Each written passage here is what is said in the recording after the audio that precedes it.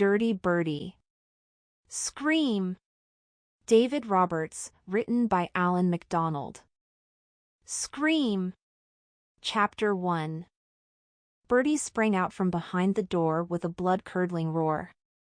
Ra-arg! ARGHH, screamed Mum, spilling her coffee everywhere. Bertie! Don't do that, you scared the life out of me. It's my monster mask, said Bertie. It's meant to scare you. Bertie pulled off the mask. It was brilliant bright green with pointed ears, yellow fangs, and 3 eyes. Wait till his friends saw it. Where did you get it? Asked Mum. From the shop. It's for Halloween, said Bertie. I'm going trick-or-treating. Oh no, you're not, said Mum. Bertie gaped. Why not? Because last year we got complaints, said Mum. You almost gave Mrs. Nicely a heart attack. That wasn't my fault, said Bertie. How was he to know Mrs. Nicely was scared of bats? Even plastic ones. Some people had no sense of humor. Anyway, Darren and Eugene are going, said Bertie. I promised them. I don't care what you promised, replied Mum. Besides, it's Susie's concert tonight and we are going. What I am? Said Bertie. No, you're staying at home. Gran is coming to babysit, said Mum. You can watch a nice film together. Bertie groaned. Watching a film with Gran on Halloween night? Some treat. Everyone else would be dressing up to go trick-or-treating. And Halloween was the best night of the year for sweets. Toffees, licorice, lollipops, gummy bears. Every house handed out sweets on Halloween. If he didn't go, he would miss it all. What about Darren and Eugene? He said. They can't go without me. Well, if it matters so much, why don't you invite them here? You could have a Halloween party. Dress up and play some games, said Mum. Bertie wasn't convinced. But what about the sweets? He said. We always get sweets on Halloween. Fine, sighed Mum, I'll leave out some squash and biscuits. Bertie stomped out of the room clutching his monster mask. A glass of squash and a few measly biscuits? This was going to be the worst Halloween night ever. Chapter 2. At 6 o'clock Bertie slouched in the hall as his parents got ready to go out. Right, said Mum. I've left some jelly eyeballs for any trick-or-treaters. I'm leaving you in charge, Bertie. And that doesn't mean you can eat them, warned Dad. Not even one? Said Bertie. No. They're for people who come to the door, said Mum. Gran will be keeping an eye on you, won't you, Gran? Said Gran, who was glued to Animal Olympics on the TV. Yes, off you go. We'll be fine, won't we, Bertie? The front door slammed. Bertie drooped into the kitchen and stared at the jelly eyeballs in the bowl. It was torture leaving sweets out that he wasn't allowed to eat. He bet he was the only one in his class whose parents starved them of sweets on Halloween. It would serve them right if he died of hunger. Ding dong! Bertie hurried to the door. It was his friends. Eugene was dressed as a ghost, while Darren had come as Splatman. Trick or treat, they yelled. Bertie's shoulders drooped. I can't come out. What? Why not? Cried Darren. Bertie shrugged. Mom won't let me. But you've got to, we're going trick-or-treating, said Eugene, from under his sheet. I know, sighed Bertie. It's not my fault. Mom says we can stay here. Gran's babysitting. Darren and Eugene looked at each other. It was hardly what they had in mind. Got any sweets? Asked Darren. Jelly eyeballs, nodded Bertie. But I'm not allowed to touch them. They're for people who come to the door. Darren shrugged. We've come to the door. That's true, agreed Bertie. And if you think about it, I've come to the door to let you in. Exactly, said Darren. 10 minutes later the sweets had all gone. They sat round the kitchen table, staring at the pumpkin lantern Bertie had made. Darren let out a long sigh. This is boring. We should go trick-or-treating. Bertie rolled his eyes. How many times? I'm not allowed. We are, though, said Darren. Bertie glared. We could call it Noel Nick's house and haunt him, said Eugene. Bertie suddenly sat up. He'd just had a brilliant idea. This way they could get their hands on tons of sweets without even leaving the house. I've got it, he cried. A haunted house. Eh? Said Eugene. Where? Here, said Bertie. We'll make one like the one at the fair. You mean with spooky music and evil laughter, said Darren. Maha! Yes. And cobwebs and cupboards with skeletons in, said Bertie. Eugene looked doubtful. But who's going to see it? He asked. Anyone who comes trick-or-treating, cried Bertie. And here's the best bit, they have to pay us in sweets to come in. He could see it now, a haunted house with creaking stairs and rattling doors.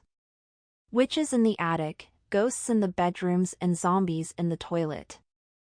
It would be scarier than Miss Boot on a Monday morning. Once word got round, people would be queuing down the road to get in. They'd be rolling in sweets. Hang on, though, said Darren. What about the ghosts? I can be a ghost, cried Eugene, ducking under his sheet. Woo! Woo-woo! Bertie sighed.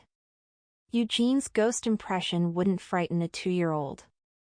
No, they would have to think of something really spooky, something to totally scare the pants off people. What if one of us was dressed as a vampire? Suggested Darren. Or a skeleton, said Eugene. I know, said Bertie. What about a mummy? Brilliant.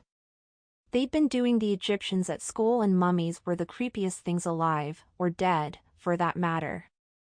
Imagine it, thought Bertie, a haunted tomb filled with weird paintings and statues, then a coffin lid slides back and something terrible rises out of the dark. An ancient mummy, 1,000,000 years old. It could work, said Darren. But who's going to be the mummy? Not me, said Eugene quickly. I'm not lying in a coffin. My mom wouldn't like it. Well, I can't, said Bertie. I've got to answer the door, it has to be Darren. Me? Said Darren. I'd rather be Splatman. Upstairs in Bertie's bedroom, they stood back to admire their work. Darren was wrapped from head to toe in toilet paper. Only his mouth was visible, and a tuft of hair sticking up like a carrot top. Bertie thought he looked dead creepy. He certainly wouldn't want to meet him in a deep dark tomb. Fantastic, he said. Say something. You are RGHHHHHH, moaned Darren, who didn't know a lot of Egyptian. Not bad. Try walking around, said Eugene. Darren raised his arms and shuffled forward mummy style, trailing bits of tissue. Erg. Erg. OWWW, he cried, walking into the bed. It was hard to see where you were going, wrapped in toilet paper. It's okay, said Bertie, steering him in the right direction. You don't need to see. Just lie still and act dead. Chapter 3. Ding dong! Their first customers had arrived. Bertie thumped downstairs and skidded into the hall. Is that the door? Asked Gran, peering out of the lounge. It's okay, I'll get it, said Bertie. It's probably just people trick-or-treating. At the door was Noel Nick, dressed as Frankenstein's monster. He had a green face, an ugly scar and 2 plastic bolts in his neck. Bertie thought it was a big improvement. He eyed the bulging bag of sweets in Nick's hand. Oh, it's you, sneered Nick. Trick or treat. Wait there, said Bertie. He disappeared and came back with a broken biscuit. What's this? Where's my sweets? Bleated Nick. Someone ate them, said Bertie. Nick folded his arms. You have to give me a treat or I'm not going. Okay, said Bertie. Want to see something scary? What, your face? Sniggered Nick. No, actually, said Bertie. He looked around and lowered his voice. A haunted house. Oh, ha, said Nick. As if. Bertie shrugged. Okay, don't believe me, he said, starting to close the door. You had your chance. Wait, cried Nick. Where? You're looking at it, said Bertie. The most haunted house in the world. You should be here at night. I've seen things that'd give you nightmares. What? Gasped Nick. Ghosts, hissed Bertie. Nick gulped. He'd never seen a ghost. I don't believe you, he said. Prove it. Step this way, said Bertie. Only 10 sweets for the round tour of the horrible haunted house. 10 sweets, squawked Nick. 8 for children, said Bertie. Nick scowled. This was one of Bertie's tricks to make a fool of him. There was no way he lived in a haunted house. On the other hand, what if he wasn't making it up? After all, it was Halloween, the night that ghouls and ghosts came out. Okay, you're on, he said, holding out his bag of sweets. But I'm counting them. Bertie helped himself to 3 big fat gobstoppers, a lollipop and some lemon sherbets. Then he led the way upstairs where Eugene was waiting on the landing with a pumpkin lantern. The lights were off and the door to Bertie's bedroom was closed. What's in there? Asked Nick nervously. You'll soon find out, said Bertie. Just wait there. Ding dong! Bertie rubbed his hands. Goody, more customers. He clattered downstairs. At the door was Angela Nicely and her friend Laura, dressed as witches. Trick or treat, they trilled. I'll show you a treat, said Bertie. How would you like to see a haunted house? Haunted? Cried Angela, wide-eyed. Is it scary? Very scary, nodded Bertie.